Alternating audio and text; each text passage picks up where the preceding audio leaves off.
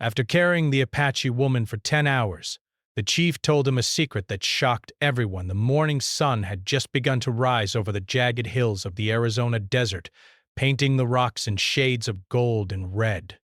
John Miller adjusted the strap of his leather pack and squinted toward the horizon. The air was dry and hot even for early morning, and the wind carried the scent of dust and sagebrush. John had been traveling these lands for several days, scouting routes for settlers moving west. He knew the desert was beautiful, but it was also unforgiving. One wrong step could mean an injury, dehydration, or worse. As he walked along a narrow canyon path, his boots crunching against loose stones, he felt a sudden shift in the air. There was a faint sound ahead, a soft moan, almost drowned out by the whispering wind. John froze, listening carefully. The sound came again, clearer this time. It was human, bisting. His heart quickened. People were rare in this part of the desert, and most encounters could be dangerous. Settlers fear the Apache, and many Apache tribes rightly feared the settlers. John had learned to respect both. Cautiously, he moved toward the sound, keeping low behind a boulder. As he rounded a bend in the canyon, he saw her. A woman, young and small, was lying on the rocky ground. Her ankle was bent at an unnatural angle, and her face was pale with pain. Her long, dark hair was tangled with dust, and her clothing, made from soft leather, was torn in places. She was barely conscious, her lips moving as if trying to call out. John's first instinct was fear.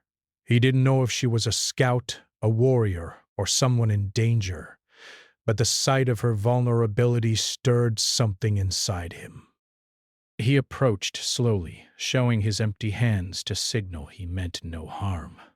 "Are you okay?" he asked softly, though he doubted she could understand his words. Her dark eyes opened, wide and frightened, and she shook her head slightly. She tried to sit up but winced sharply and fell back onto the ground. John realized she could not move on her own.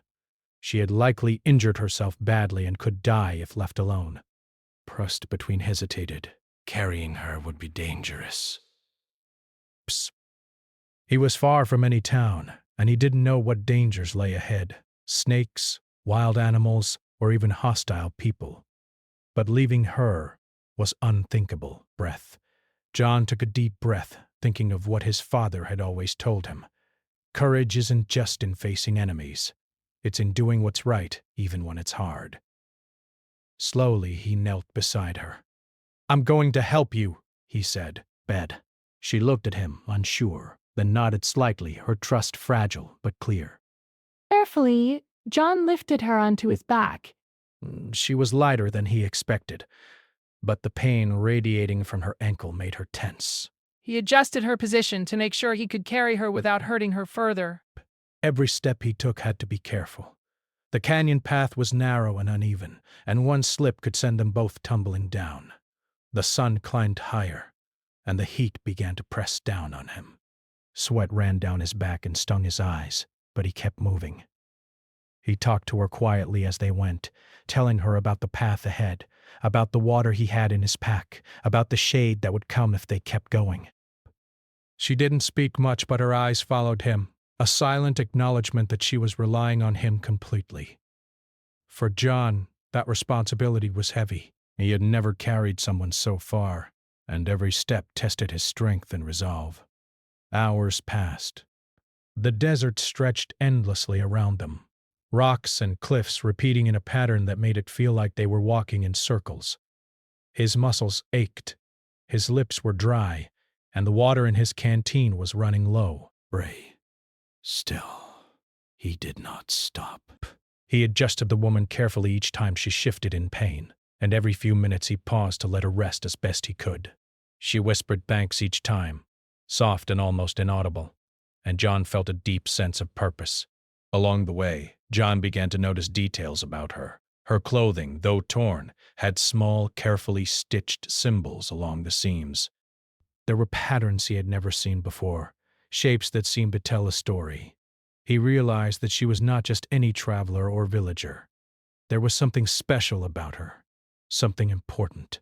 This thought gave him strength, and he imagined what she must have gone through to survive alone in such a harsh land. The sun reached its peak, and the heat became nearly unbearable. The rocks radiated warmth, and every step seemed heavier than the last. John's mouth was parched, and his arms ached from holding her steady, but every time he looked down at her, seeing the faint traces of trust and relief in her eyes, he forced himself to keep going. He thought about what it would mean to fail, not for him, but for her. Giving up was never an option.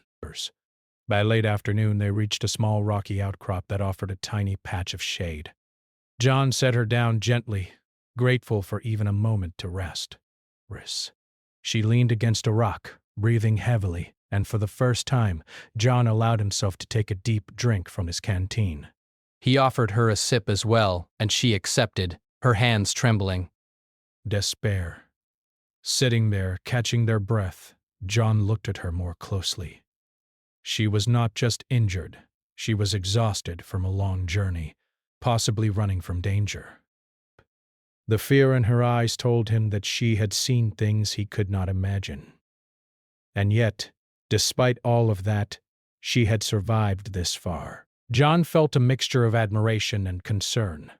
He knew that the rest of the journey would be even harder. The canyon grew longer as the day went on, shadows stretching across the rocks. John adjusted the woman on his back again, bracing for the long walk ahead. Every step was a challenge, but he felt a strange connection to her, as if their fates had intertwined in that moment. The desert was harsh and unforgiving, but it had also brought them together, and John knew he could not turn back. As the sun began to dip toward the horizon, painting the canyon walls in deep reds and oranges, John kept moving. The journey had only just begun, and the desert would test him in ways he could not yet imagine. But he was determined. He would carry her as far as it took, no matter how long, no matter how difficult. Somewhere ahead, he hoped, was safety, and perhaps answers. And so, with the wind in his hair, the heat on his back, and the weight of responsibility pressing on him, John Miller took another careful step forward, unaware that this journey would change both of their lives forever. The sun was now high in the sky, burning hot and unrelenting. John Miller wiped the sweat from his forehead and tightened the strap holding the injured woman on his back. Every step was heavier than the last, but he refused to stop for long. They had moved only a short distance from the canyon outcrop, but already the path ahead was steep and jagged. Loose stones crunched under his boots, threatening to send him stumbling. He had to be careful, not just for his own sake, but for hers. One wrong move could worsen her injury, or worse. John could feel the woman shifting slightly with every step. Each movement was careful, cautious, as if she were trying not to hurt him. He whispered words of encouragement, telling her stories about the desert, about the small springs and shaded rocks they would find if they kept going. She did not speak much, only occasionally nodding or letting out a small sigh. He noticed the way her dark eyes flicked to the distant horizon, alert and watchful, as if she were scanning the land for danger. John wondered what she had seen, what threats had forced her into these remote hills. Breaths. Hours passed, and the sun climbed even higher, scorching the earth. John's throat was dry, and his lips were cracked. Wet ran down his back, soaking his shirt, and he could feel the weight of the woman pressing down on his shoulders.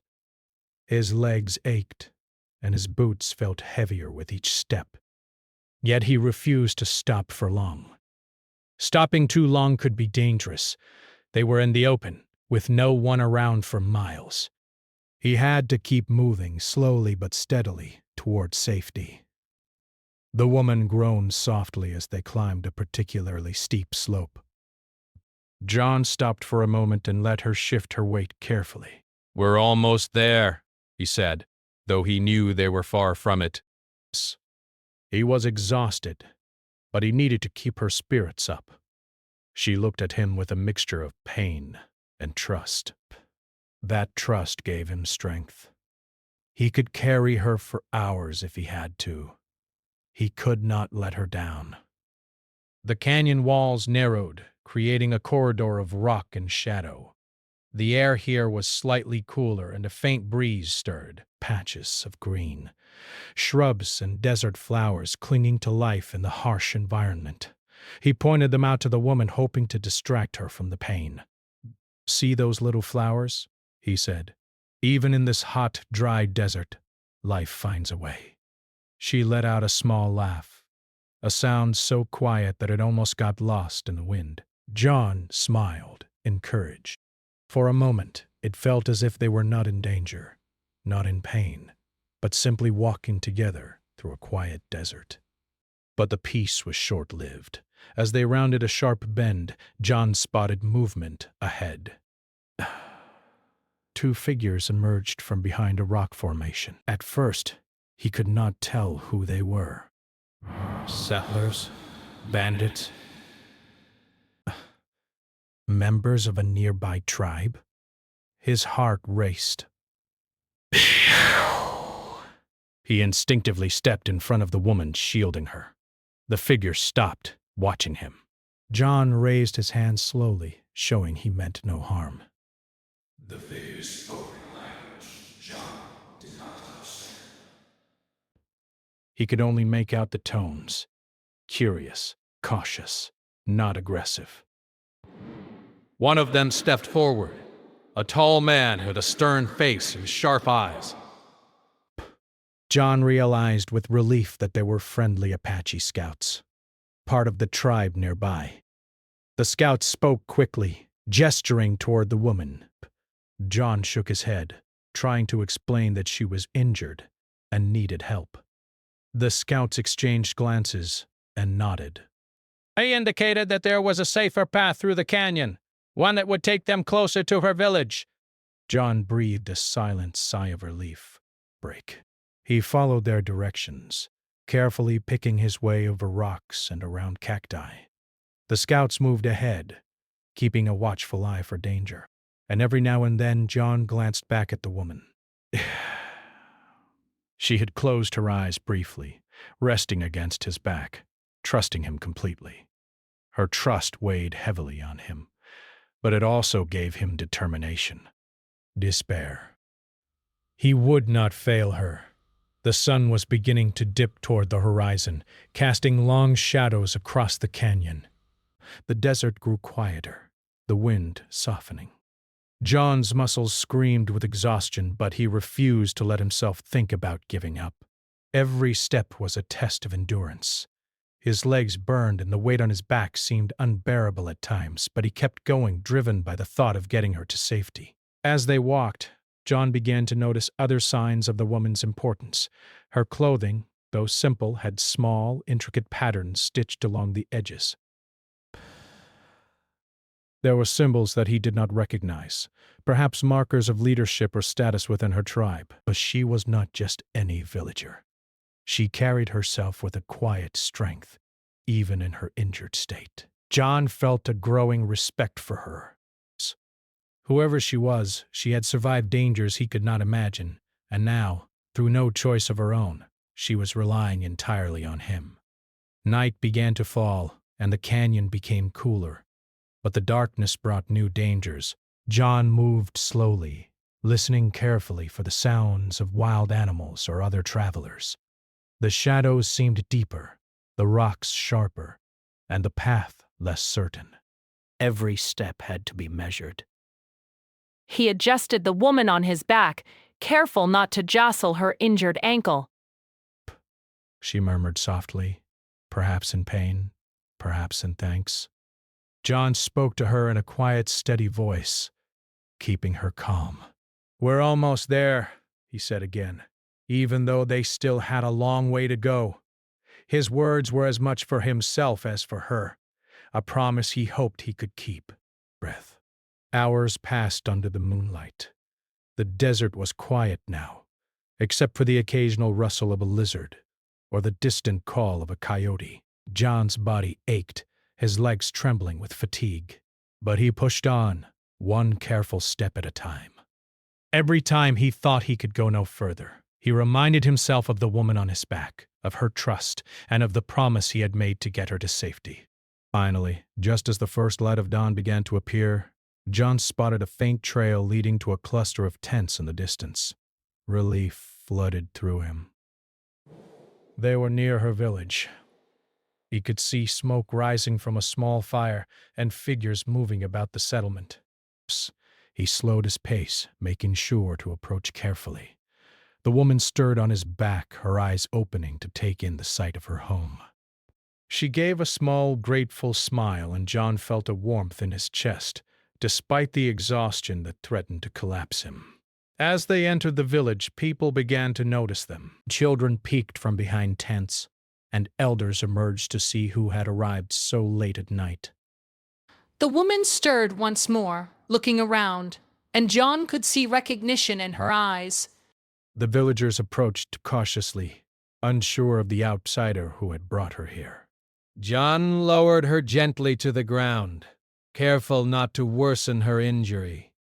She sat up slowly, leaning against a tent pole for support. The villagers surrounded her, whispering in their language, checking her condition. A tall man with a stern but kind face stepped forward. John's heart skipped a beat. This was the chief, the leader of the tribe. He looked at John carefully, his eyes sharp and assessing. John raised his hands again, showing respect. The chief spoke in his language and the woman responded, her voice steady despite the ordeal. John could not understand the words, but the gestures and tone told him that she was safe. The chief studied John for a long moment, then nodded slightly. He motioned for the woman to stay and turned to John. For the first time, John felt the weight of what he had done. He had carried her for hours, through the desert over dangerous terrain, and brought her safely to her people. He was exhausted, battered, and thirsty, but there was a sense of pride, quiet and deep, that filled him. As he stepped back, giving them space, John realized that this journey was only the beginning. There were questions to be answered about who the woman was, why she had been alone, and what dangers might still lie ahead. But for now, she was safe, and that was enough. He allowed himself a brief moment of rest, leaning against a rock, watching the sun rise fully over the village. The desert was quiet, the canyon peaceful, and the first light of day made the red and gold rocks shine like fire. John knew that the next part of the journey, the answers, the revelations, was still to come. But he had survived the night, carried her safely, and earned a fragile trust that might shape both of their futures. The weight on his back was gone, but the memory of it, the exhaustion, and the sense of responsibility would stay with him forever. The village was quiet in the early morning light. The air was cooler now, carrying the soft scent of sagebrush and smoke from the small fires burning near the tents. John Miller sat on a rock a few steps away, trying to rest his aching body. His legs trembled, and his shoulders ached from carrying the woman for hours the day before. Yet, despite his exhaustion, he could not relax completely. He was surrounded by people he did not know, in a place that was foreign to him, and he felt both nervous and curious. The woman he had carried was sitting on a low bench made of carved wood, her ankle carefully wrapped with soft cloth by one of the village women. She was quiet, but she looked healthier in the gentle morning light. Her dark eyes held a calm strength, and for the first time she smiled at John, a small, shy smile that seemed to say, "Thank you." John returned the smile, feeling a warmth in his chest that made all the pain from the journey worth it. Then, a movement caught his attention. A tall, strong man with long dark hair tied neatly at the back stepped forward.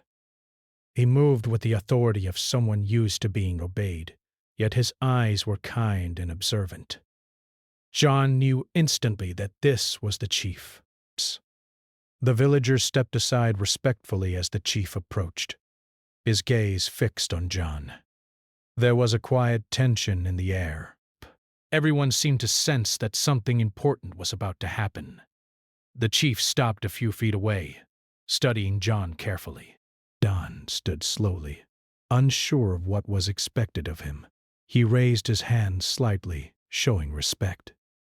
The chief did not speak at first. Instead, he looked at the woman, who was now standing with the help of a young girl. She bowed slightly to the chief, then looked at John. Her expression was calm, but there was a flicker of something in her eyes. Pride, perhaps, or relief. Finally, the chief spoke. His voice was deep and steady, commanding attention. He spoke in his language, and the woman responded. John could not understand the words, but he watched their expressions closely. The chief then turned back to John and spoke slowly in broken English. The words deliberate. You carried her through the desert when others would not. You are strong. You are brave. John felt a flush of surprise. He had not done it for praise. He had done it because it was the right thing to do. But hearing these words from the chief with so much respect filled him with a quiet pride. He bowed his head slightly. "I did what I could," he said simply. "I wanted to help her." The chief nodded, then gestured for John to come closer. John stepped forward cautiously, aware that every movement was being watched. The villagers were silent, their eyes following him. There was a seriousness in the chief's expression that made John uneasy. He had helped the woman, yes, but now it seemed there was more to the story, something he could not yet understand. The chief stopped a few feet in front of him. He looked at John's face, searching for honesty and courage. Then slowly he spoke again, his voice quieter this time. She is not just any woman," he said. John frowned slightly, unsure what the chief meant. The woman had seemed ordinary in every way, though brave. What could he mean by this? "She is my daughter," the chief continued, his eyes never leaving John's. "She will lead my people one day. She must be protected. You have helped her more than anyone can know." John's heart skipped a beat. He had suspected that she was special, but he had never imagined this. The woman he had carried for hours through the harsh desert was the daughter of the chief. She was the heir to the leadership of her people. He could see the respect and pride in the chief's eyes, and he realized that the trust the woman had shown him was even more meaningful now. The chief paused, letting his words sink in. The villagers watched silently, sensing the weight of the moment. John felt a mix of shock, honor, and responsibility. He had not known who she was when he began carrying her, yet he had trusted his own judgment, his own courage. And now, that courage had earned him a place of respect in this village, a connection he had never expected. The woman stepped forward, placing a hand lightly on her father's arm. Her voice was calm and firm as she spoke to John in English, the words deliberate. "You saved me.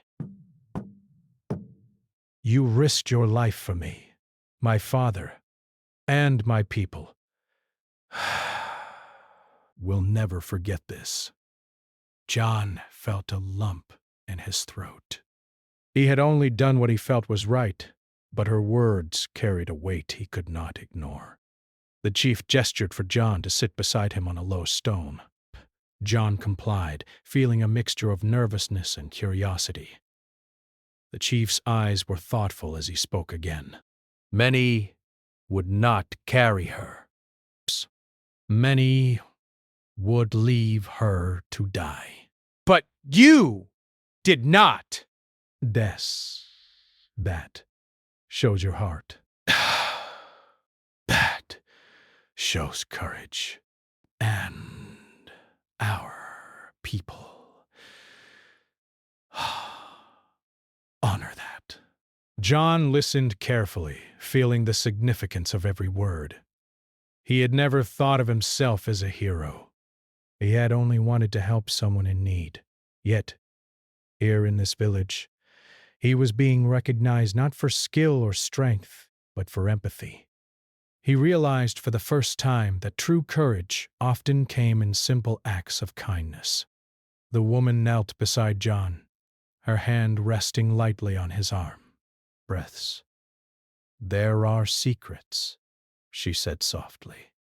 "Secrets that our people guard to protect us." You have carried me through danger, but there is one secret you must understand. Break.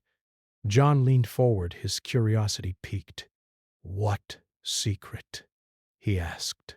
The woman's eyes met his, steady and serious. "I am to be the next chief."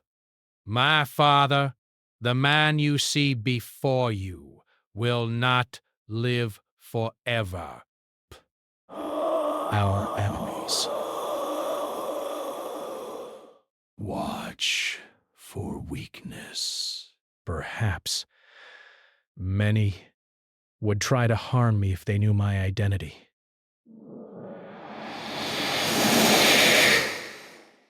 Carried me, not knowing who I was. That is rare. That is trust. Breaths. John felt the weight of her words. He had been a stranger, yet she had allowed him to carry her, to protect her, to guide her through danger. And now he understood that this act had consequences far beyond what he had imagined. He had become part of something larger, something important to an entire people. The chief spoke again, his voice firm but gentle. "You have proven your heart. You have shown that not all outsiders bring harm. Our people will remember this. You are welcome here. You are trusted." But John bowed his head, feeling a deep sense of humility and honor. He had never expected such recognition, yet it filled him with a quiet joy. The villagers began to gather around, curious and respectful. Some brought food and water for John, others offered blankets and shelter. The woman's younger siblings watched him with wide eyes, fascinated by the stranger who had carried their sister through the desert. John accepted the gifts quietly, grateful but still focused on the woman and the chief. He knew that this moment, this revelation, was only the beginning. As the sun rose higher, casting a warm glow over the village, John realized that his journey with the woman was far from over. There were questions to be answered, dangers to be understood, and a bond of trust to be honored. But for now, he allowed himself to sit quietly, absorbing the significance of what had just been revealed. The chief placed a hand on the woman's shoulder, his gaze steady and proud. "You have learned much," he said softly, not just to her, but to John as well. "Trust, courage, honor. These are the gifts of those who survive and lead. And you, stranger, have shown them in abundance." John felt a strange mixture of pride and humility. He had only done what he believed was right, yet his actions had earned the respect of an entire village and had protected the life of someone destined to lead. He realized that sometimes the simplest acts, lifting someone when they are down, carrying them through hardship, could ripple through lives in ways he had never imagined. The woman smiled at him again, this time with more confidence. You are part of our story now, she said. And because of you, I am safe. My people are safe? You have changed everything. John nodded, feeling the weight of her words. He had begun this journey as a lone traveler, unsure and wary of the world. But now, he was part of something larger, something meaningful. The chief stood, signaling that it was time to move forward. He gestured for John to rise as well. There is much to do, he said. Much to teach, much to prepare, and you will help us understand the world beyond our hills. John felt a mixture of anticipation and responsibility. The journey that had begun with a simple act of kindness had transformed into a bond of trust, respect, and purpose. As they walked through the village together, John could see the villagers observing him with curiosity and respect. He realized that he had crossed a threshold. He was no longer just a stranger passing through. He had entered a world of trust and tradition, and he had earned his place within it.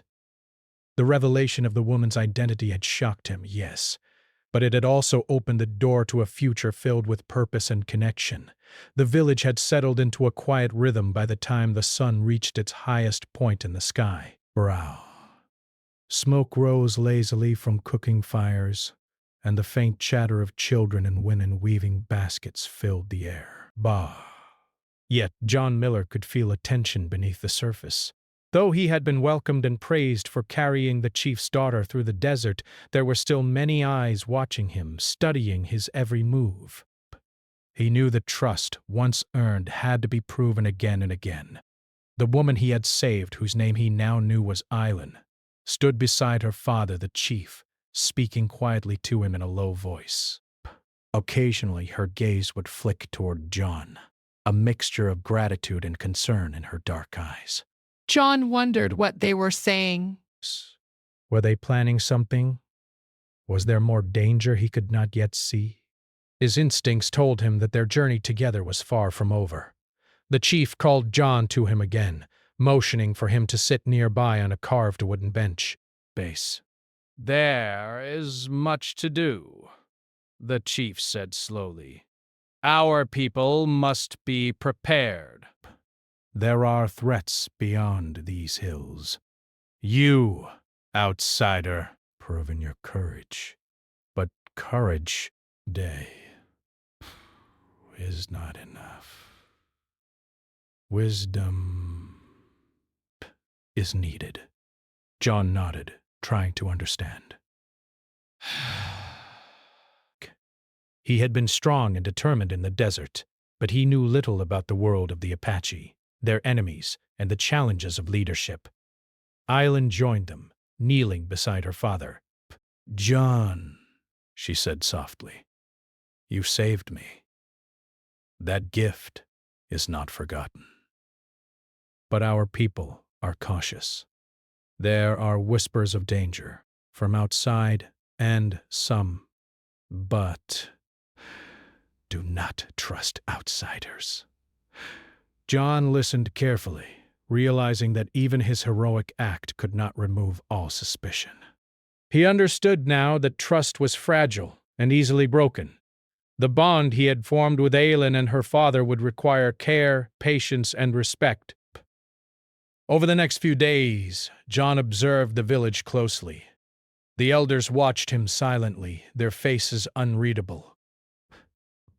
Some smiled at him, others simply nodded, as if they were weighing his every action. Children followed him curiously, fascinated by the stranger who had carried their future leader through the desert. Eileen stayed close, sometimes guiding him, sometimes silently observing.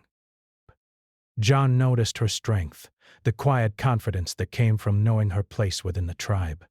Even injured, she seemed to command attention not through fear, but through presence. One evening, the chief invited John and Eileen to a small, quiet space near the edge of the village. The sun was setting, casting a golden glow across the hills. There is a challenge, the chief said, his voice steady. Enemies watch us. They seek weakness. You must understand. The balance of trust and caution. John felt a chill despite the warm evening air. Breath. He realized that his act of carrying Aelin had placed him directly into the middle of a world he barely understood, one of strategy, loyalty, and unseen danger. Aelin looked at John, her eyes serious. Brett, some will try to harm me, she said quietly. Breath. Some may test your loyalty. You must be careful. Courage, without thought, can be dangerous. John swallowed hard. He had faced physical danger in the desert, but now he was entering a world of subtle threats, where the wrong word, gesture, or action could have consequences he could not imagine.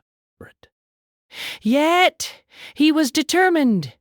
He would not fail her.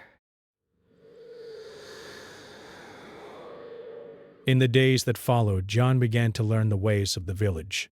He watched the elders as they planned hunting trips, resolved disputes, and taught the children. He learned that leadership was not just strength but patience, observation, and understanding. Aelin guided him, explaining customs and traditions, helping him navigate a world that was entirely new. John listened carefully, absorbing every detail. He realized that his journey with Aelin was not just about physical endurance anymore.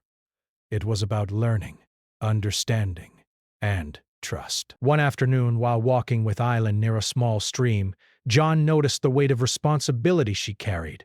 Her steps were careful, measured, yet there was a grace in her movements, a quiet strength that came from knowing she must lead one day. She paused, looking at the reflection of the sun on the water. John, She said softly. do you understand now why it was important that you carried me? It was not just survival, it was trust. That trust can save lives. Or cost them. John nodded, feeling the depth of her words. Every action, every decision could ripple through the lives of many people. As the days turned into weeks, John grew closer to Aelin and her people. Majestic. He helped with tasks, learned to move quietly through the desert, and even participated in hunting trips. The villagers began to accept him more, their suspicions slowly replaced by respect. Yet he never forgot that he was still an outsider. Every moment required awareness, patience, and care. He knew that one mistake could undo all the trust he had built. One evening, the chief called a council meeting. John, Aelin, and several elders gathered in a circle near the central fire. The chief spoke of threats from neighboring tribes and the need for vigilance. John listened, understanding for the first time the full weight of leadership. Decisions were not just about courage or strength. They were about strategy, protection, and the well-being of an entire people. Aelin contributed, her voice calm and steady, her suggestions thoughtful and wise. John felt awe at her presence. Breath. She was not just his charge. She was a leader in the making, and he was witnessing it firsthand. That night, as John sat near the fire reflecting on the day, he realized how much he had changed. He had entered the village as a stranger, carrying a woman he barely knew through the desert. Now, he was part of a story much larger than himself. The trust he had earned, the respect he had gained, and the bond he had formed with Aelin were more meaningful than anything he had experienced before. He understood that true courage was more than physical. It was emotional, strategic, and moral.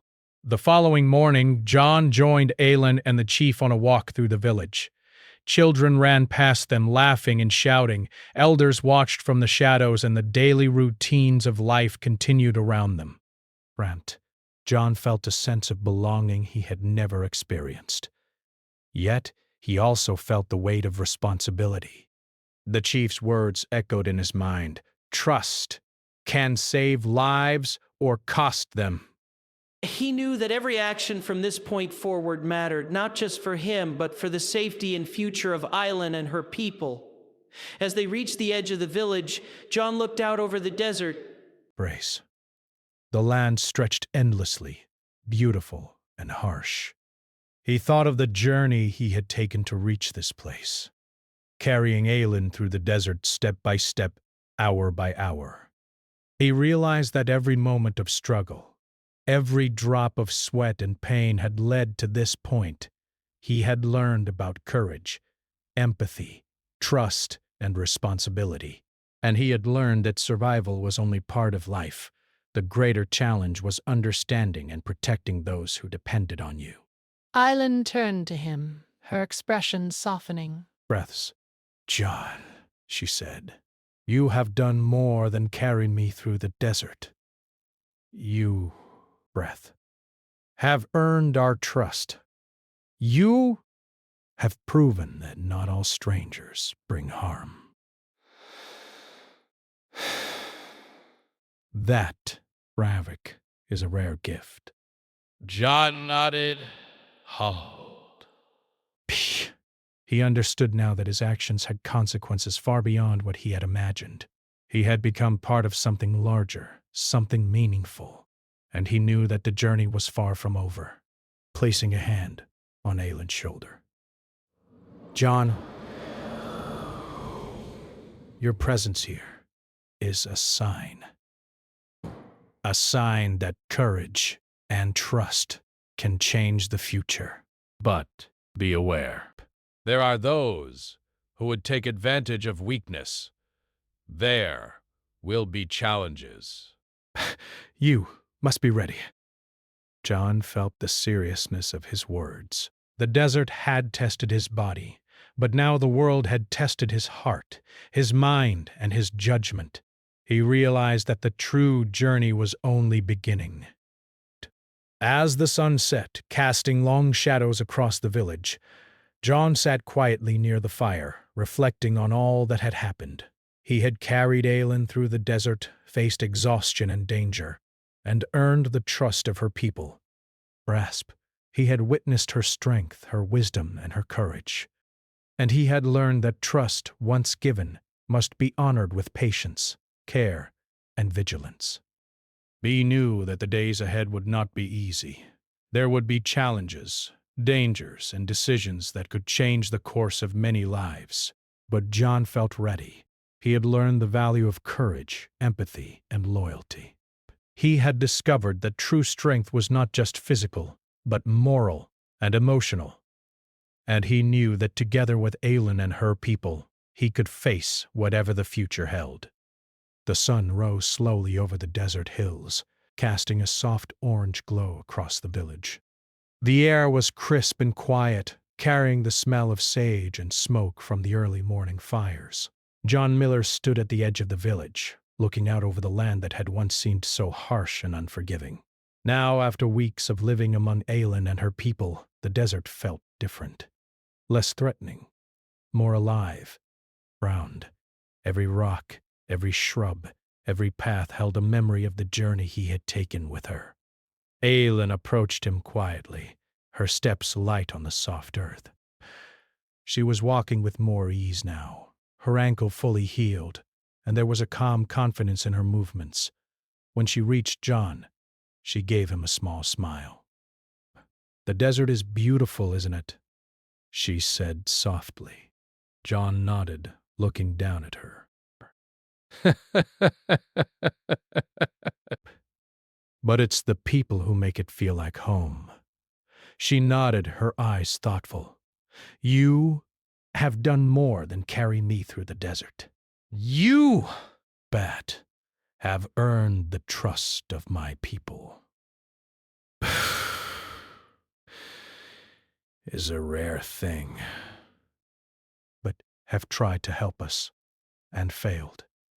But you have shown courage, patience, and respect. John felt a lump in his throat. He had never thought of himself as special, only willing to do what was right, yet her words carried a weight that he could not ignore. Over the next few days, the village held a small gathering in John's honor. The chief spoke first, his voice steady and strong. "John Miller, you came to our people when we needed help. You carried my daughter through the desert. when others would not. You have proven your courage, and your heart is true. Our people honor you. The villagers clapped softly, not loudly, but with sincerity. John bowed his head, humbled by the recognition. Island stepped forward, standing beside her father. Breath. John, you have shown us that kindness and courage can cross boundaries. You are part of our story now, and your actions will not be forgotten.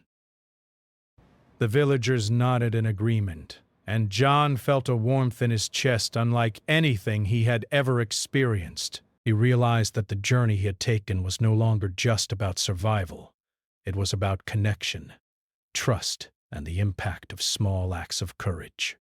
In the days that followed, John continued to learn from the village. He observed Alan as she practiced her leadership, guiding the elders and planning hunts and protecting the village. He watched how her words were respected, how her decisions balanced strength and compassion. John was amazed at her wisdom, even at a young age, and he felt honored to witness her growth. He helped when he could, offering his skills and strength, but he also learned to step back and let the village function in its own way. One afternoon, while walking near the river with Alan, John noticed a group of young villagers watching them from a distance. They waved shyly, curious about the outsider who had carried their future chief through the desert. John smiled at them and Alan laughed softly. They are curious, she said. But soon they will understand. You are one of us now. John felt a sense of belonging he had never felt before. The desert, which had once seemed so harsh and lonely, now felt like a place where he could be useful, respected, and connected. The chief called a council meeting that evening. John attended, sitting quietly among the elders and Alan. The discussion focused on trade, resources, and protection of the village. John listened carefully, learning the ways of leadership, the delicate balance of trust and caution, and the importance of understanding others' needs. He realized that carrying Alan through the desert had been only the first step in a much larger journey, one that required wisdom, patience, and integrity. Later that night, John sat near the fire watching the stars twinkle above the desert hills. Alan joined him, sitting quietly at his side. The desert was peaceful, the soft sounds of the village around them. For the first time since he had begun his journey, John allowed himself to reflect on everything that had happened. He had started as a stranger, uncertain and alone, and now he was part of a community connected by trust, courage, and shared experience. Alan spoke softly, her voice carrying a quiet strength. John, do you remember the first day? When you carried me through the canyon? John nodded, a small smile on his face. I do. Every step, every hour. I remember it. It was hard, but I had to keep going. Alan reached out, touching his arm lightly. You could have stopped. You Could have left me, but you... Bait did not. The Changed everything. Not just for me, but for all of us. John felt a deep sense of humility. He realized that his actions, though simple, had created ripples that would last a lifetime. The next morning, John and Alan walked to the edge of the village together. The desert stretched endlessly before them, golden and red under the rising sun. John looked at the path they had traveled, remembering the heat, the rocks, and the exhaustion. He remembered every step, every moment of doubt and determination. And now, he felt a sense of peace. He had survived, he had helped, and he had become part of something greater than himself. Alan turned to him, her eyes serious but kind. John, The journey is not over. There will be challenges and dangers. But you, Desper, have proven yourself. You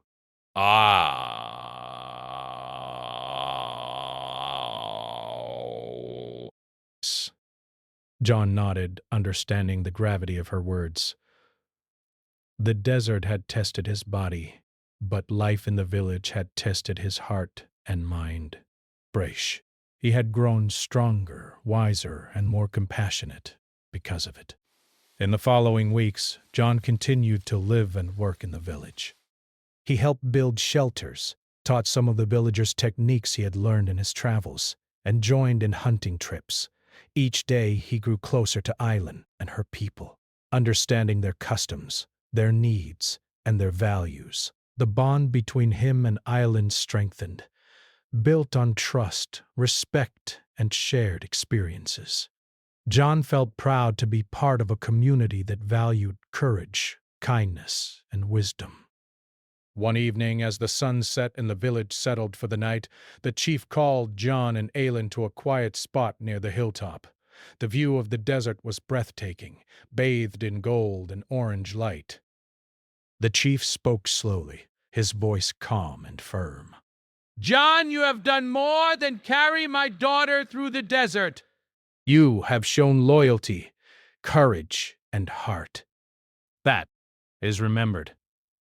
You are family now, but not by blood, but by trust and deeds. That is stronger than any bloodline. John felt a deep sense of honor. Break. He had never sought recognition, yet the chief's words carried more meaning than he could have imagined. Island smiled, placing a hand on John's shoulder. We will never forget you. The desert, the journey.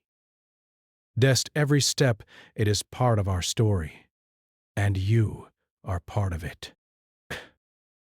Always. John felt a lump in his throat. He realized that the journey had changed him forever, not just in body but in spirit. He had learned the meaning of courage, empathy, trust, and connection. As the stars appeared in the night sky, John sat with Aylin and the chief, watching the firelight dance across their faces. The desert, once harsh and lonely, now felt like a place of life, community, and hope. He knew that challenges would come, that dangers would test them all, but he also knew that he had a place, a purpose, and a bond that could not be broken. The days passed, and John continued to live among the people. Wrath spread quietly through the village and neighboring areas. He became a bridge between worlds, a symbol of trust and compassion. Yet he remained humble, always remembering the journey through the desert, the weight of carrying Aylin, and the lessons he had learned along the way. In time, John realized that the true reward of his journey was not recognition or honor, but connection.